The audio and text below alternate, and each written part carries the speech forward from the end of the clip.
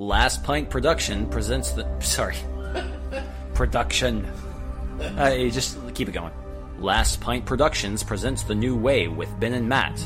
The New Way contains vibrating phones. Turn your fucking shit off. I think we just make this the tag. Listener discretion is advised. I hate to say this, you're getting too old for this shit. Yeah. You got anything on your chest besides your chin, you better get it off. All right, then you asked for it. I'm the asshole in the box place, right? I'm the asshole? It's 106 miles to Chicago. We got a full tank of gas, half a pack of cigarettes. It's dark, and we're wearing sunglasses. Hit it. Everybody wants to be naked and famous. Everybody wants to be just like me. I'm naked. Will you help teach me about this? What is it? A new way? What was that? Did you hear that? Like, oh, we're gonna keep it running. I swear, I don't know if it was from the couch or if it was like something outside. It sounded like an air horn. It sounded like a foghorn. Yeah, like at a game where you do the little air horn thing. But apparently it's from the couch. No, that was not. You were not dreaming that. That definitely came from somewhere outside. Okay, I really just thought there was a squeaky spring that sounded exactly like that. For a second, I thought it was Matt's ass. It was apparently not Matt's ass. So in this case, we're going to move directly into the podcast. Welcome to the New Way. Yes.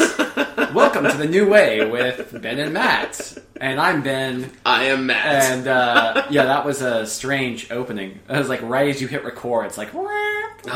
I'll warn our listeners tonight. I'm only the last couple of podcasts have I been like drinking anything, but this is the first podcast where I haven't had to drive Ben home at the end of the evening, so I may be getting considerably drunker throughout the podcast. Nice. And I'll remain considerably more sober. And yeah, Ben will remain his calm, cool, collected self. I will get louder and more open, which is odd considering that's kind of my MO on the podcast as it is. So, loud and open. Anyways, well, thanks again for tuning in once again. Of course, you can find us on lastpintprod.com, and then there are the click-throughs to all the social media stuff there. If you want to, go to our, feed, RSS feed, or anything along those lines, or find us. We have a feed burner feed. We have anything you could possibly want. You can find it on our blog. It is a one-stop movie stop.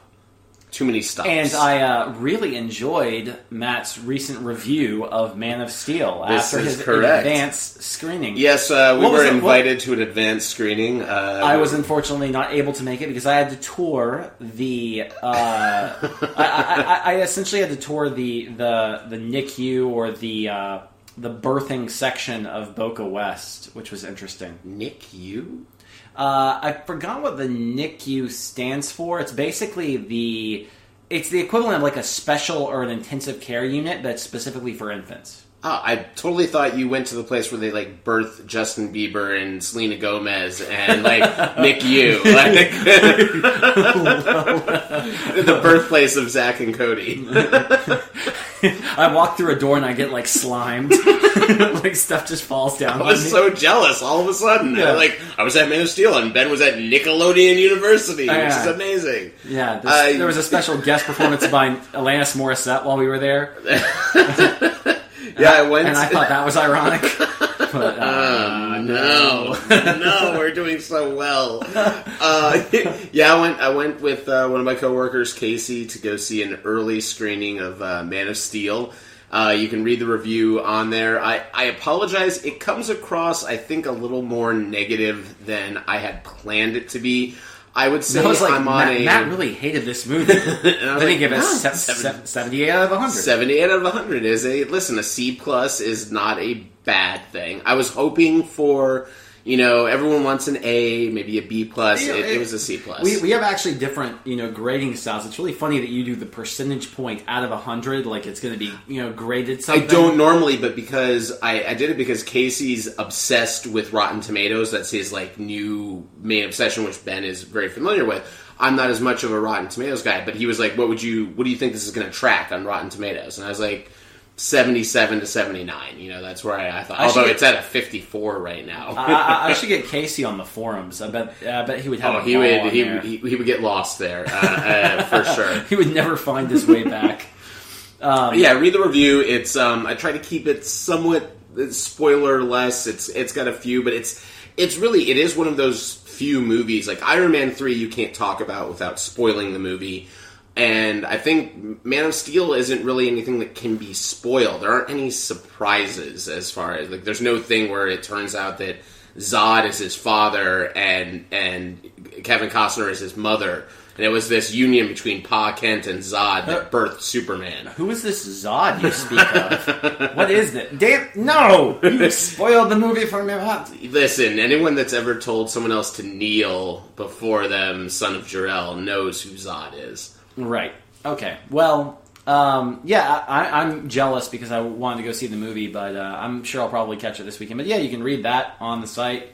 And then one of our first early screening reviews live on site. Well, Evil Dead a little bit. Evil Dead, yeah. But although that was kind of at the same time it came out, but whatever. Must give a shout out to thisisinfamous.com. That's the new site run by a former Ain't It Cool employee known as Billy the Kid. But I scored tickets through them by taking an incriminating photo of me with...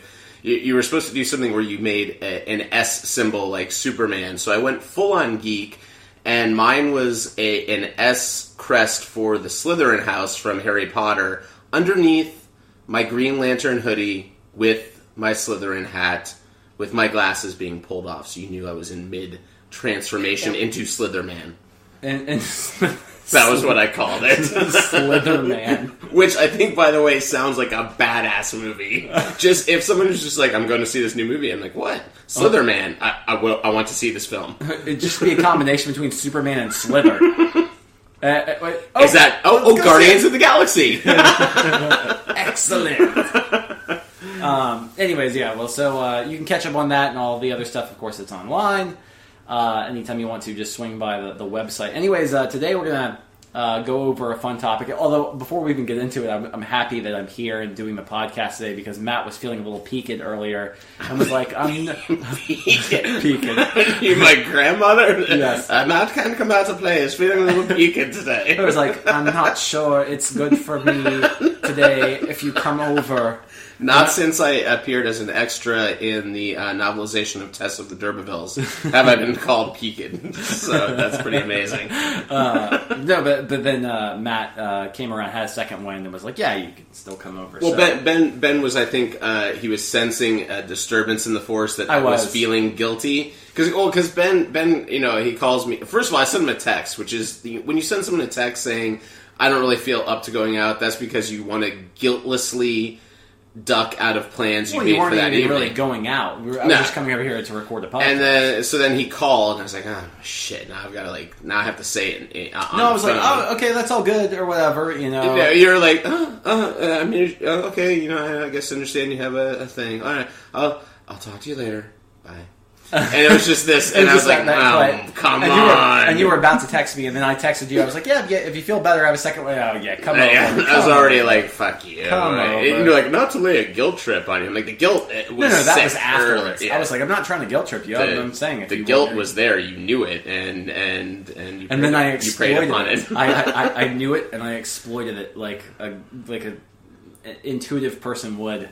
Were you searching for a metaphor there, Ben? I was not searching for a metaphor. I was just searching going after it like I went after it. I was just searching for the right language, I think. I wish I was just going after some sort of metaphor that... I thought you might go after going after it like Ben and Matt go after single women, or Ben used to go after single women, and I prey upon them. You've never known me go after single women, so I don't even know. I've seen the legends. I've been in bar bathrooms and seen your stories written by your people and spread By my people. spread across the land of Delray and Boynton. You've never known me to be like the guy that. I think Matt is unfairly spreading false legend here. Oh, this is entirely horseshit, and I know it's horseshit that you're spouting because I am friends with the same people you are. I stole some of them from you. I plead the fifth. By the way, I have to draw attention to one more completely off-subject thing before we get into the meat of this podcast. This is by far the fanciest sponsored podcast we've had. I am sipping on a perfect gin and vodka martini combination, Which he made very gingerly. Oh, it was a very beautiful process. I was watching closely. I impregnated it with just the right amount of vermouth and olive juice, and I have Sonic ice in it. By the way, for those of you out there that don't know this, you can go to Sonic and buy their crazy little ice cubes, their little ice pellets, which are amazing ice. You can buy a bag of it for the princely cost of $2.99. Of $2.99, and which, of course, my wife saw that and was like the only reason why we go to Sonic is so she can get a drink because of the awesome ice. And then she's like, they sell the ice? Fuck it, sold. And Ben told me, I asked him to bring ice over last time, and he's like, I got your special ice. And I didn't know that he actually was being serious, that I have special ice in there. And Ben is sipping on the most ginormous bottle of sake. Well, I'm not drinking that whole bottle of sake. I understand you're not drinking that bottle the of whole sake is going to bottle. live in your fridge for a while. Well, maybe. Actually, that's about the only alcohol that's completely safe in my fridge. I may cook with it, but other than I that, decided to go, for value. I'll go for the $9 bottle of sake. if I invite a young, impressionable Asian woman over so that I may eat sushi off of her naked, nubile body, I will sip on some of that sake. I think that she would probably, scoff at you because it's like Gaikakon, which is like the American Budweiser of sake. She's not allowed to talk, Ben. This is just someone for me to eat sushi off of and drink sake in the presence of. How much does this cost? She might giggle. How much does this with cost? her hands over her mouth. It costs whatever your sake costs, and that ad I placed on Craigslist. And you were saying that I have weird stories. Whatever. Oh, you're not weird. You have triumphant stories. I have the weird stories, the non-triumphant ones. I suppose I know you well enough to know that that's absolutely true. Anyways, well, as we sort of joke along here, because like we're part of some weird buddy comedy movie, we can actually seg that into so shoehorned. It was awful. I know it was. But anyways, today we're going to talk briefly, I suppose, ever so briefly, about buddy movies and the evolution of buddy movies and basically what they mean to us, and also just the role that they play in popular culture because they're popular. They will always be popular. I mean, just today I was seeing the online spot for the Two Guns thing with Denzel Washington and Mark Wahlberg, which is now it's a test of being let's find the two people who are just most retardedly opposite and find some way to put them they together. just have columns of actors, and they're like, which ones have we not put together? And they try to make one, Right. they get extra points if one is ethnically diverse and the other is Mark Wahlberg, so that one kind of goes in there, and they just pair them together. And Right. That's why I just thought of a movie we have to discuss. But nice. But yeah, of course they're all over the place in popular society and have been for a really long time. So we were going to kind of discuss, I wanted to kind of go from sort of the beginnings, like we had previously with some topics, and kind of talk about the genesis and the origination of the idea of a buddy comedy and sort of what it evolved into. Because there's a really funny track that I noticed when I was looking at what happened with buddy movies. Buddy movies, since basically the origin of film, have gone back and forth. There have been two explicit themes that have been delved into. okay, One is there. Of course, with a buddy comedy, you're usually dealing with polar opposites, which is something that we're going to get to in the very late stages in the 90s and the 2000s to now, which is something that they've deviated from a little bit. And I believe that he's a neat freak, and he's wild and crazy and dirty. Right. But they have deviated from it now that I think that they have a lot of buddy stuff where they're a little bit more comparable. It didn't used to be that way, or wasn't necessarily always that way. There was usually some sort of break in character. However, it's really funny because they go from this weird evolution of being funny to serious to funny to serious to funny to serious to funny and serious. Mm-hmm. It's like this really weird. I'm just talking about the notable. Obviously, there are tons of films that probably would go outside of that realm. But I'm just talking about in the overarching sort of theme of what was going on in cinema at the time. These really popular films are really kind of funny. I mean, we'll get into it, I'm sure. But the thing that it starts out with, basically, and I think that is the most recognizable, at least, is the start, or one of the starting points that you could say, oh, these are buddy comedies. And you could actually, trace that through some sort of progression, is, you had Hope and Crosby. Yeah, Bob that Hope was and on my top of my list. And they had the Road series, because they were always traveling they were always going to some sort of location. They were always doing, which ironically was most of the time filmed on a soundstage or somewhere that was completely not the location that they were supposed to be going.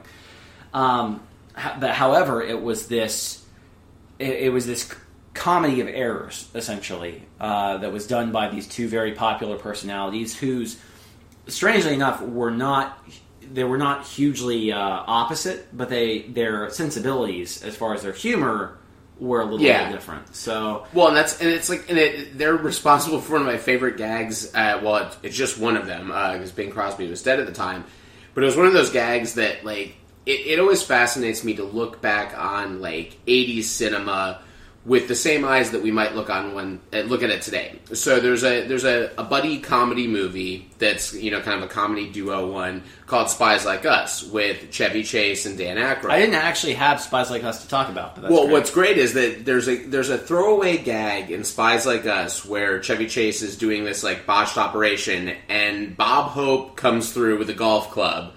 And he's like, "Oh, do you mind if I play through?" And then walks out. And it was meant to be this passing of the baton type thing, except that the only people watching that movie were young folks like us. So I didn't get that joke that was the longest payoff of a joke ever. It was 15 years before I watched it. Right. And I was like, "Oh, now I understand why that old guy with the golf club came through, because that's Bob Hope." And that was kind of their kind of recognition that maybe this would be the next. It never turned out to be the Aykroyd Chase movies never took off. But I suppose, even though that's a great buddy movie. As an aside for Bing Crosby, I believe it was my grandmother. You know what her favorite joke of all time was? And this is my grandmother who has Alzheimer's and doesn't remember a lot of things, and continually forgets names. I think we'll always remember this joke for some reason. Is what did Bing Crosby say when he left the men's bathroom? La-da-doo-doo. Oh my god. I know. I just said it. And that's it. That's the joke.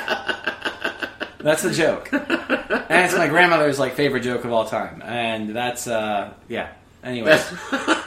I had to go there, because every time I think of Bing Crosby, I think of my grandmother and a lot of doo-doo. That's pretty fantastic.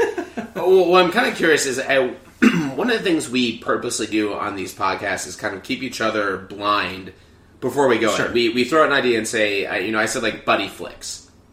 And there were two things I was really curious about what Ben was going to bring to the discussion, which was, one, you mentioned that they go from comedy to non-comedy, the progression, right. And I was very interested to see what you came up with for the non-comedy pairings. Because there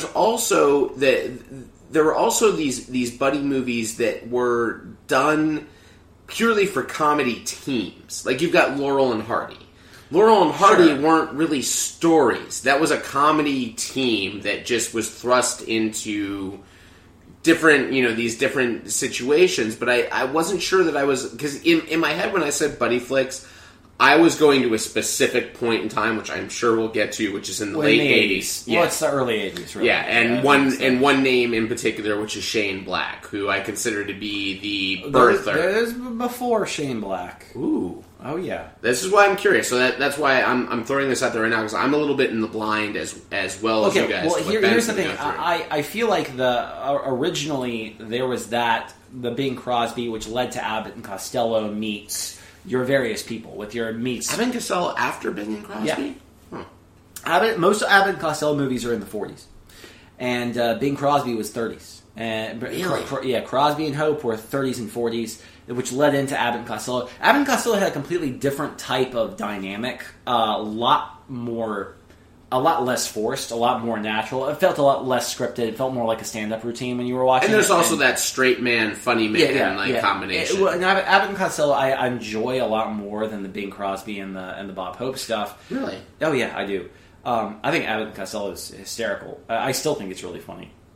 But so you had this long line, and really that thread carried for me through the 60s, where you didn't have a whole lot of, at least in my experience, and I'm sure that there are these films out there that probably broke that mold and did things differently, or maybe something that other people would qualify as a buddy movie that I might not even necessarily think of.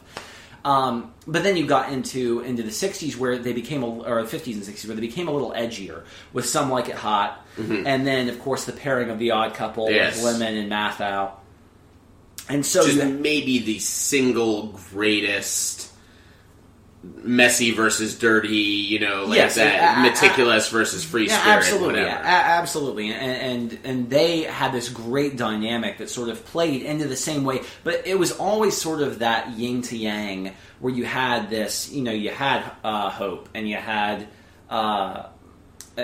Crosby, you had Abbott and Costello, you had Mathau, and you had Lemon.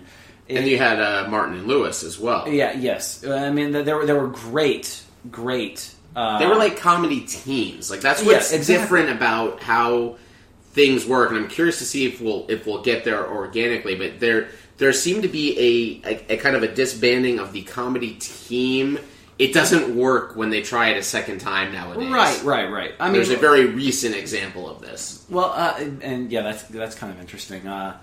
Because I don't really have much about that sort of thing. I think you can probably talk to that more. There was one comedy team in specific that I can think of that I feel like has brought their game through to this time, where I feel like anytime you get them on screen together, they'd be dynamic, and they're a lot of fun to watch, and we'll get to it. Nice. But so you have this where the it's buddy... a good teaser, and now yeah, exactly. Stuck thinking now you're going to suck. I'm going to zone out about the next 20 minutes until you get to it, so go ahead and talk.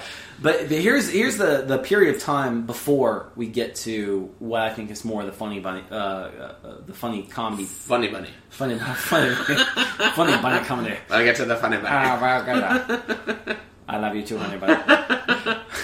I don't know where that was going. Anyways, so there were all these great comedy teams, and there was all this. All of a sudden, at one point in the late 60s, I feel like early 70s, there was this paradigm shift. Where, and I think, if I could trace it back to a specific film, the first thing I could really think of was The Sting.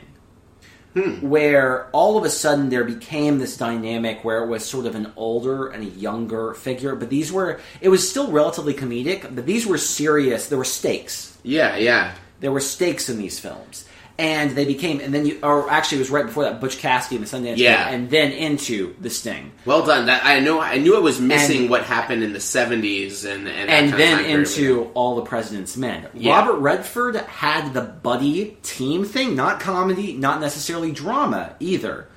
Had the buddy thing going on strong in the late 60s and early 70s.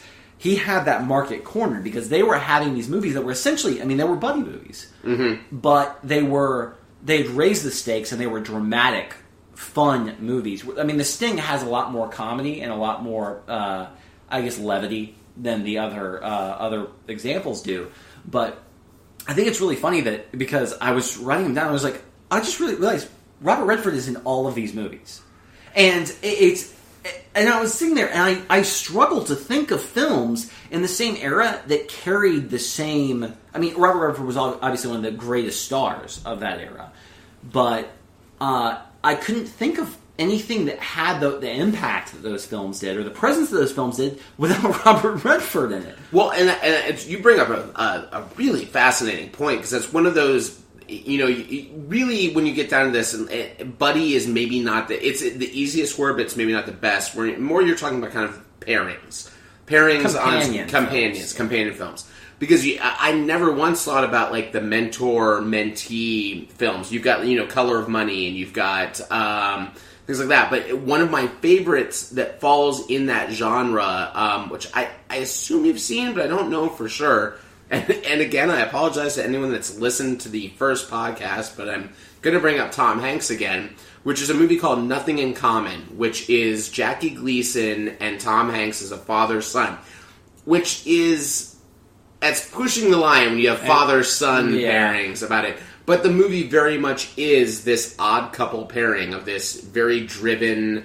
materialistic son and his aging father who's going through this, disease. The only reason why I sort of wanted to set up that entire paradigm of film and the way that I feel like it shifted some is because I think that that's what led to what happened in the 80s with the blow up of what became the buddy film, where you had this odd couple, but they were united in a common goal, and it was usually the same thing. The stakes were high, like it was in The Sting or like Butch Cassidy or All the President's Men, but they brought it back to even a more comedic context where their interplay was always the funny part of the film, and the stakes were really high about what it was that they were doing. Yes. And like I said, I'm going to predate Shane Black here. Okay. The first buddy film of the 80s was 48 Hours. It was Nolte and Eddie Murphy. Very, very, very good call. Yes. And that was 82. Lethal Weapon came out in 84, I believe. 48 Hours was the one that first started the entire buddy team thing, because that was the cop and the criminal. Yeah. And him having to enlist the criminal for the criminal to help. And they played and as much as I love what we're about to get into, which is kind of the Lethal Weapon series and the Shane Black years, what I like about 48 Hours is that it was also just a different time of filmmaking and a different time in the world, but they were not afraid to play up the racist angle. You have your Nick Nolte in that movie is not just a cop that doesn't like criminals. He's a little bit racist, and you're dealing with this young black criminal, and they played the race card a lot. And it took like 2 decades, once PC stuff started to kind of hit in the late 80s, it took them up until like the Rush Hour movies before they were really able to like comfortably joke about race. And they were only able to do it in Rush Hour because they were doing it with an Asian man. Right. So now it's okay. It's not a white man that's saying something bad. I guess I can understand that. I mean, obviously they were walking kind of a fine line. They wanted to be relatively PC, but I think the 48 Hours sort of kickstarted it, and that was the beginning of what became that huge. I mean, there for 10 years, really, and we'll go through it really quick here. I mean, what are the movies that came out in the 80s that qualify as buddy movies? Trading Places, and that's a comedy. Yeah, the Lethal Weapon movies, comedy. Well, crime. The first Lethal Weapon, dark crime with levity in them. They became more of comedies as they went along, but the first Lethal Weapon has teeth, man. That is a good script. Riggs in the first Lethal Weapon is legitimately he's Mel Gibson. It's the closest we've come to Mel Gibson on screen. He is a crazy person. Kind of fun, but really scary. And as much as I still enjoy Lethal Weapon 4. It's a ridiculous movie. It's like a cartoon adaptation of the Lethal Weapon series, and I like it. But that first Lethal Weapon movie is jarring. And it really was at that point that you have this complete wild card that's kind of, when we look at this evolution, when you're going through the 60s and the 70s and things start getting more serious, it's also because that was kind of the birth of the anti-hero. The anti-hero was very popular, the loner, all these things that are going through the 60s and 70s, the people that are finding themselves. And so the buddy comedies turned more into buddy awakenings. You know, these Right. movies where someone's going to find themselves in this person they have nothing in common with. And then you have this transition with a movie like Lethal Weapon that's not 48 hours. It's not, 48 hours has some teeth, but not the teeth that Lethal Weapon does. No, yeah. Lethal Weapon is a hard R. It is a frightening action crime drama comedy. It is. No, it's a great movie. It bridges a ridiculous amount of things. And I remember, when I was growing up watching that movie unnerved me at points. I liked what Riggs was doing, but I was also scared to death every scene he was in, because I never knew whether or not they were just going to kill Riggs, or Riggs was going to kill himself. I didn't feel this was kind of before, it wasn't really a franchise. Not every movie that came out that was going to be popular was automatically a franchise. Right. Certain movies were just one-offs. And, you watch Butch Cassidy and the Sundance Kid, obviously that's a one-off. It sort of has to be. Happen. Yeah. But you never know. Nowadays, they might try to make a sequel or a prequel or whatever. You know that they said they were a decade ago, they were going to do a remake with Affleck and Damon. Oh God, Butch Cassidy and Sundance Kid. And as much as I love both of those actors, I love those guys. Thank God neither of them was stupid enough to take that movie. Oh wow, that would have been a fucking train wreck. It could have killed both their careers. It could have, absolutely. Well, anyways, so then you have this, because Lethal Weapon was this great film, and single-handedly made Shane Black the highest paid screenwriter in Hollywood, until Joe Esterhaus came around. Man. Funny enough. I wish it was still Shane Black. But I like Joe Esterhaus. I know. I don't like his movies, but I like him. Yeah, He's a funny guy. Yeah. But anyways, there was this slew of movies that came out basically directly following the Lethal Weapon formula. Movies that weren't even necessarily bad, like Tango and Cash. Well, Tango and Cash isn't a good movie, but I like Tango. You have to like Tango Cash because it's Stallone and Russell. It's like Stallone. Okay, Stallone. Kurt Russell, you gotta love him playing apart from one another. Come on, it's cool. You gotta love it. One you had Red Heat, which was Schwarzenegger and Jim Belushi. Right. You ever see Red Heat? Oh yeah. The Chicago cop and the communist Russian operative. Yeah. What kind of zany things will happen between these two? Yeah, exactly. Yeah. And then, of course, you got the comedy equivalent of it, which was when you're doing stuff like Spies Like Us. And a lot of people started doing that sort of thing. And before you do anything or go off on... I just don't want you to hit something that I want to hit at the very end. I guarantee you have not ever thought of this movie, and you may have never even seen it. Okay. I only thought of it... The only time Red Heat has ever been talked of positively is that it brought me to a movie not a lot of people have seen, which is called White Nights. White Nights was set in the... it came out in the mid-early 80s. It's Gregory Hines and Mikhail Baryshnikov about a Russian ballet dancer who's going to defect and has to go kind of hide out with this American tap dancing guy. I understand this either sounds equally ridiculous or boring to all of you out there. It is an amazing, amazing, amazing movie. I can't stress it enough. It is a drama. It is not...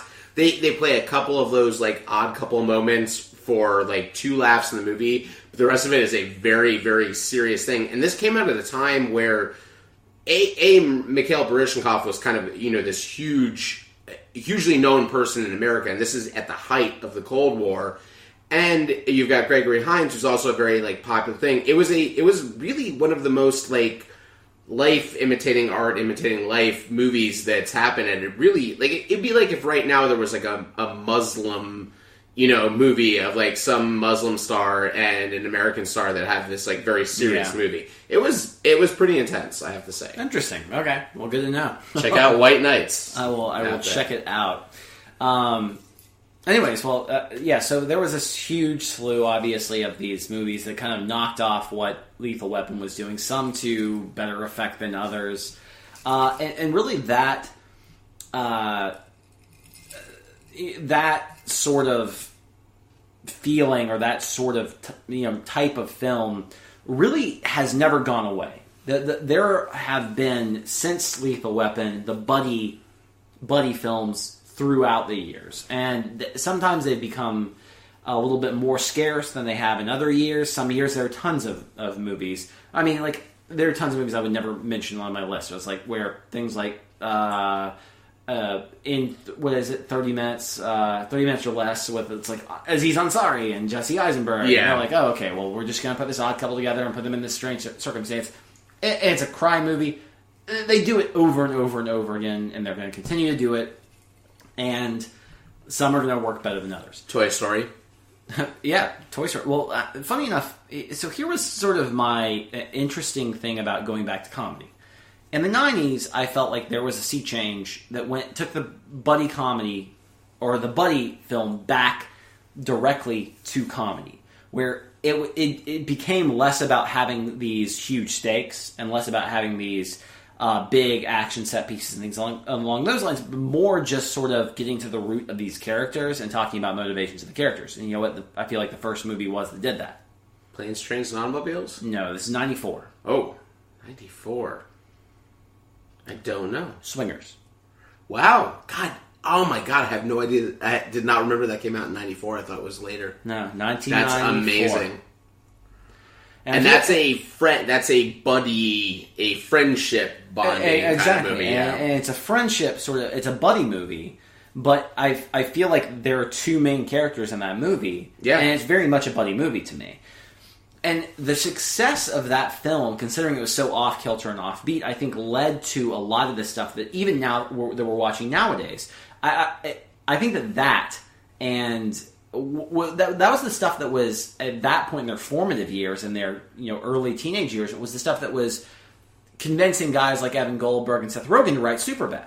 Because that and Kevin Smith, which Clerks was another one that I was going to bring up with. Clerks is another. Well, there's that, and one that's amazing because it's actually it's kind of interesting because you bring up that mentor kind of idea, like that father figure type thing, and you have the Friend movie, and then you have the movie that combined both of them to perfection, which is Good Will Hunting, where you have a buddy comedy on a buddy movie on one side. And a mentor-mentee movie on the other side, and them meeting together in one and it's brilliant. But what I meant by like Swingers, especially in my mind, brought it back to where we didn't have to have these enormous stakes, where it was where it was going to be a set piece, where it was more about the characters, and it was about the change in the characters that actually happens over the course of the movie.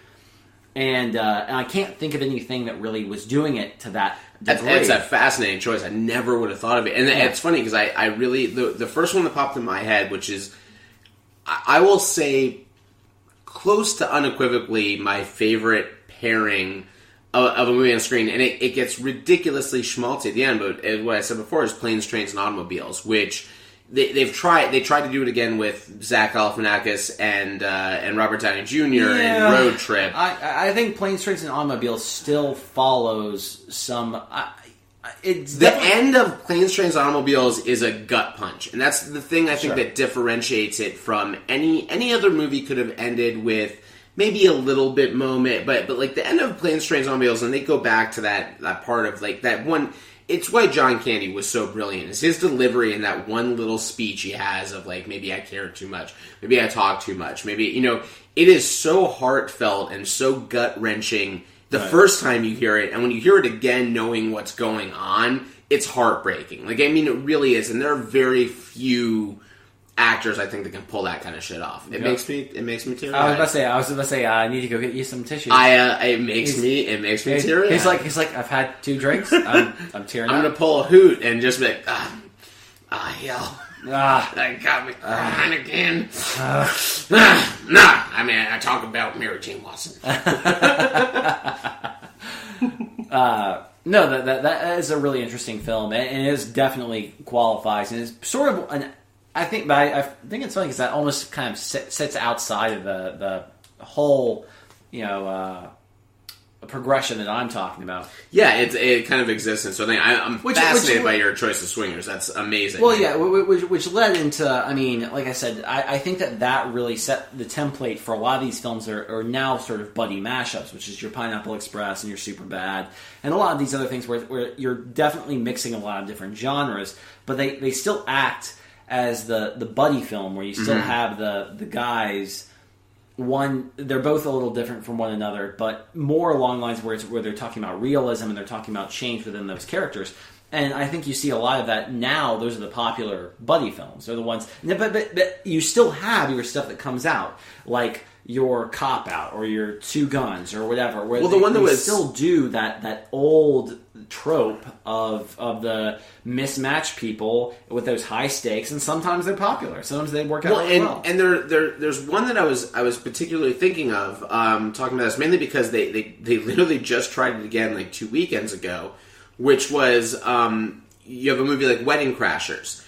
And Wedding Crashers is interesting because even though you're dealing with a straight man and a funny man, you're also dealing with two comedians, very broad comedian. I mean, I guess Owen Wilson isn't a broad comedian, but he's definitely involved in a lot of the very funny moments in the movie as well, but he also has the romantic kind of subplot. And then they tried to do that again. Like, by the way, what I was going to tell you is the people I think you can get together to work well as a comedy team were Favreau and Vaughn. Whew. Maybe. Favreau doesn't like to get on screen as much anymore, but that would be interesting. I don't know. See, I like Favreau and Vaughn together. Listen, I absolutely do as well, but I'm always worried when they read... I will preface this by saying I was not a huge fan of Made. And I like Made. I think Made was okay, but I found Vaughn so obnoxious and unlikable, which is the point. It's the point, yeah. And I have no problem with a movie that's going to say we're gonna lead with this character that's very unlikable and it's like Vince Vaughn on crack, and Vince Vaughn's already a normal person on crack. Now you have a normal person on crack again. Right? And it was on crack, on crack triplicate. On crack squad. I couldn't do it. And I really wanted to like that movie. I just didn't quite get into it. But what it is very funny is that it's very difficult to ever replicate your magic of one movie, of a team that's not tested. You know, like, back in the day, it used to be they could make a bunch of movies together. But even look at, like, Ben Affleck and Matt Damon. They can't really... They did Good Will Hunting. They did Dogma, which is a movie I like, but did not do very well. It was not hugely well received. And that was kind of it, you know? Like, there wasn't, like, let's make the magic again together. Jay and Silent Bob Strike Back. Yeah, well, listen, they paired up in small doses. But it is very interesting that there aren't a lot of buddy franchises. There are if there are more than one. Right. More than two, I'm sorry. More than two people. You have The Hangover, and you have the Apatow group, which is a group dynamic. It's now turned into a group dynamic as opposed to the buddy dynamic, which is sort of an interesting thing. And, I mean, I didn't want to make this podcast too long because I didn't want to kind of dwell on the subject for we'll wrap it up relatively quickly. But there's one funny thing that, I mean, because when you see these buddy comedies that are coming out nowadays, and like I said, some of them are still successful, some of them bomb terribly. It's funny that they kind of still carried over, a lot of films have carried over that Shane Black and 48 Hours sort of feel to now, like the model is still going to consistently work, because it does sometimes. Sometimes it just works out well when you have the right people paired against one another. There's one outlier, like one that just like completely eschews like all norm and sits outside of like the time spectrum and everything to me as far as all buddy movies are concerned. And the reason why I find it hard to qualify as a buddy movie because it's not a buddy movie, it's like a sibling movie. It's a fucking Blues Brothers. Now, the Blues Brothers is basically a buddy movie to me just because it's so weird. There's such But there's not really a split dynamic. They're kind of always going for the same goal. That's what I'm saying. There's nothing in that movie. It's like free call. But isn't it weird? Like, when you consider that, if you think about it, be like, oh yeah, Blues Brothers is a buddy movie. But then you're like, it doesn't do anything that any other buddy movie ever does. It does nothing. The other buddy because movie. It's all, and that's also just a testament. I mean, it's a road movie, it's a comedy, it's a musical, it's a everything. It's an everything. It's a buddy movie. That's pretty impressive, actually. Yeah, but because I consider it almost one of the greatest buddy movies of all time. However, it doesn't stick to any norm. It doesn't stick to any of those typical characteristics you would toss on top of a buddy movie.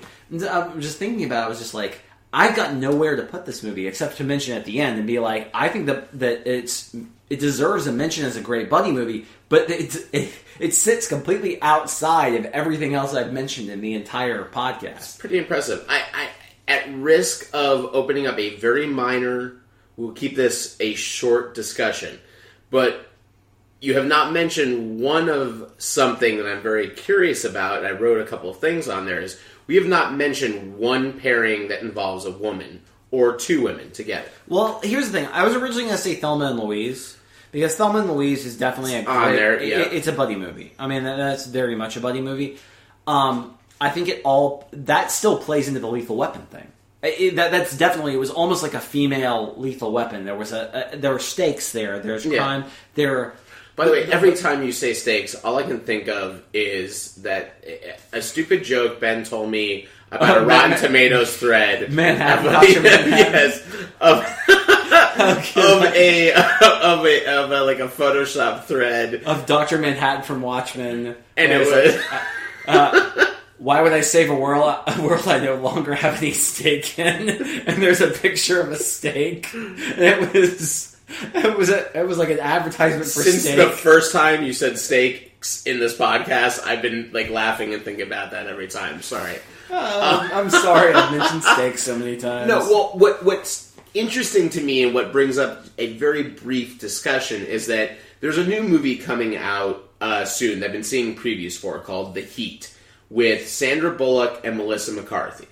It is a buddy movie. It is a buddy cop movie. You have the straight-laced, I want to get ahead. How did we not mention Hot Fuzz, by the way? Oh, holy shit. Anyway. or any of the... Any Shaun of the Dead, any of the Cornetto trilogy. Cornetto trilogy, yeah. Yeah, that's the British version of it that does it better than we could ever hope to do. But, right, exactly.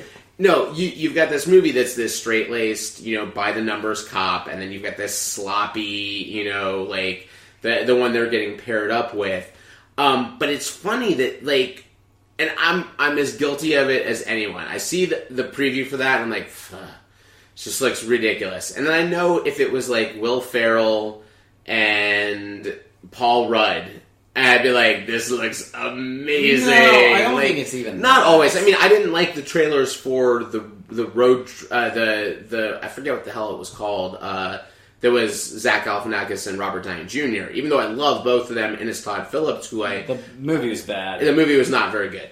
But I didn't respond to that, but I know that I'm inherently more... I'm harder when I see a preview, especially if it's got Sandra Bullock in it. Here's the thing, really, I don't think you're being unfair, because there aren't... At least what we're qualifying as sort of buddy movies... They don't exist in the realm of the... They don't exist in of that the vagina. realm. In the realm of the vagina. The vagina does not exist in that realm. It is completely separate. And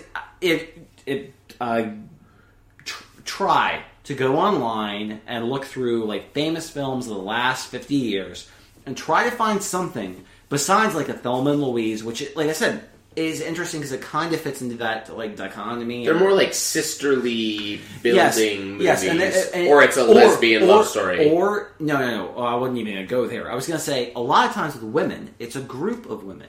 Here's the thing: in the '80s, there were lots of in the '80s and early '90s, there were lots of movies with groups of women. Mystic Pizza, Fried Green Tomatoes, Now and Then. And you've got the ultimate besides Stand By Me, the women had that market cornered. The guys weren't making that movie. Steel Magnolias was the one I was trying to remember. Exactly. That's like the big one. You had all of those. Women were making those types of movies, but they weren't making these buddy movies. Which is like, I think now that's the point where you're having the heat. Is you have them being like, okay, well, we've never really done this. Melissa McCarthy is really good, and Sandra Bullock's, you hate her, somehow a celebrity. Let's put them together in a movie, and it'll be amazing. Exactly. And let's put them as cops, and let's do what they did in the 80s with guys, and maybe that'll fly. And I can understand that, because they haven't really done it that much. And they never, like, and it's sad that they don't work, like, even a movie, I don't know if you ever saw Baby Mama, with Tina Fey and Amy Poehler. But like, something like that, like I said, they do them, but they just never... But that is a more recent sort of thing. Yes. I feel like I can't name a lot of movies from the 80s and 90s where I was seeing these weirdly matched women. Besides, either they were very overly dramatic, or they're under the radar, or they just weren't. Or it's a main character who has the quirky best friend that's always that dynamic. Exactly. Or you have something along those lines in a romantic comedy, which I don't consider that a buddy comedy. A buddy comedy is where you have two main characters, basically, and or a main character and an auxiliary character, and they play off of one another. They split the billing. I think that's, for me, that usually is what it comes down to. Now, I will challenge our listeners out there, the 3 or 4 of you that are listening to this podcast right now that made it all the way through. I am sure we are missing buddy women movies in our list. Yes. And I didn't bother to research. Hit us up. Give us shit. Like, come at us and be like, how did you forget blah, blah, blah with the blah, blah, and vagina? we will own it. We will own it. We will watch it together, and we will give you our thoughts on any of the movies that you send back to us. So there you go. Make our lives a living hell. It's up to you. I have a quick question for you before we close out. Oh, no. No, it's an easy question. What's the worst thing, or what's the weirdest thing you've ever eaten? Oh. And it doesn't have to be a sexual question, but it could be. I hope it's not. Okay. It's not maybe the weirdest. I'm sure there's something more, but when I went to Chinatown for the first time when I visited New York in 2002. We went to like a really authentic dim sum place, and I was there with a friend of mine who's Asian, and so she was like made sure she did not want to order anything that was going off of like the white people cards. That was like her thing. Like, give me this up. So we're and it's like this family style kind of place. So we're sat at the table, and it's my best friend Casey, who's Jewish, my friend Samantha Fong, who's from Hong Kong, and then there is an Asian businessman in a wife beater and slacks. And what I'm hoping was his hired girl for the evening, and or wife, and or maybe his daughter, is there. And this is this big dude, very like quintessential like big Asian guy, of like a wealthy Asian guy, and he's dressed down for Sunday morning, and he orders chicken feet. And we also get chicken feet as well, which I tried eating, and they're awful. And that's the weirdest thing I've ever eaten. They're rubbery. There's no meat on them. I hate feet in general. Maybe this is why. Maybe this was the birth of my superhero of my hatred of feet. Eating the chicken feet. Now this gentleman next to us, the girl next to him, did not once during the entire meal consume anything for herself. She sat and adoringly looked at her man as he proceeded to devour a popcorn bucket full size of chicken feet with another bucket for discards. And all he would do was grab like a handful of chicken feet with his paw, pop in his mouth, and it would just spit bones out in the other one, and she just watched the whole process back and forth with adoring eyes for this beast of an Asian man devouring these disgusting feet.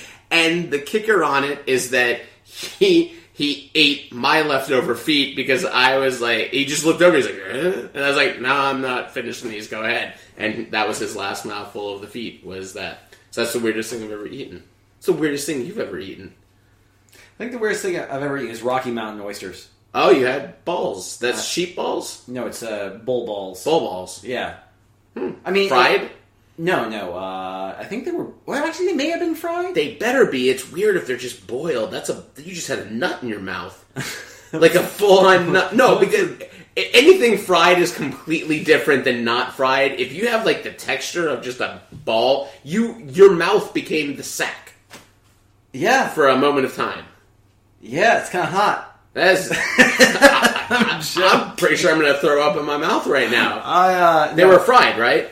I think they were fried. You think? How do you not remember this? I had a bull ball once. I don't remember what it was like. No, the thing is there was no breading on it, so it may have been fried. Oh, but it was not like deep fried. It may not have been deep fried, or it wasn't. So you just had a cooked ball, like you had ball flesh on your mouth. Yes, I had balls in my mouth. And it's just awful. It tasted good. What? It tastes good. No, did it taste like an oyster? The texture, I guess, is like an oyster. No, that's actually, what I call the texture was very much like veal. Huh? Like it was like veal or like tongue. If you're eating meaty, it was very It had the consistency of like you were eating a steak or like a meat or something like that. Was it round still? No. They had chopped it up at this point, so it was like almost like diced balls. It was like diced. It was like beef round, only it was ball round. Ball round. Anyways, okay, well, yeah, that's probably the weirdest thing I've ever eaten. I mean, I eat everything. I've eaten fucking bugs. I've eaten pieces of your own foot. I've definitely eaten a piece of my own foot before. That's for sure. I have to say, as the weirdest addendum on this, and I was telling this to people at work, and no one else will admit to it, but I'm a huge fan of the Hannibal show that's on right now, and I'm not afraid to admit, every episode, I get hungry. Because he cooks these ridiculously good-looking things. I know they're made out of people pieces, but they look really good. And so I tend to get hungry watching the Cannibal Show. And on that, I'm going to end the podcast and then run out of the apartment. So anyways, I hope you've had a good time this week. I'm Ben. I'm Matt. I'm running. And visit us online. Where Matt... I threw you for a loop there, huh? Where from here forward, apparently Matt is going to be updating solo as I will be deceased. Here are the pieces of human flesh we're trying tonight during the podcast. I'm having a little finger. What I'll do is be like, I'll just go ahead and cut off my feet and I'll put them in a pot and you'll be not appetized anymore. That is true. That is one thing. If they were that's the one thing they haven't done yet is they have not. He hasn't eaten anyone's feet. No chicken feet. Now you just have to bend feet. Oh God. Yes. Bend foot soup. Delicious. Anyways, we'll see you guys next week. Of course, lastpintprod.com and then at Last Pint Prod on Twitter or Facebook.com/lastpint. And we're on LinkedIn. For the few of you out there that are not looking for a new job on LinkedIn and just want to follow a great duo of men that started the company. A great duo of men. Anyways, we'll talk to you next week. I'm Ben. I'm Matt. Cheers. Cheers.